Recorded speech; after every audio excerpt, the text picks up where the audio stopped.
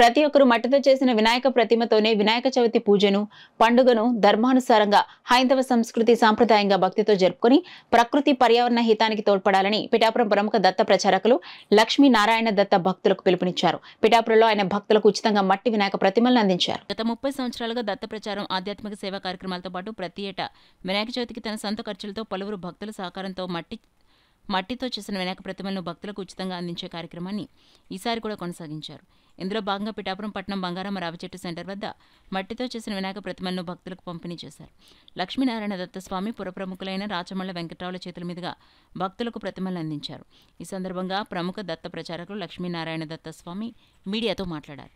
కార్యక్రమంలో ఉమామహేశ్వర ధర, మారిశెట్టి శ్రీనివాస్ తదితరులు పాల్గొన్నారు. దత్తాత్రేయ స్వామివారి భిక్షాటన చేసే సమయం మిట్ట మధ్యాహ్నం పిఠాపురంలో ఉంటారు. ఆయన ఈ యొక్క సమయంలో కాశీలో స్నానం చేస్తారు, పిఠాపురంలో భిక్ష చేస్తారు స్వామి.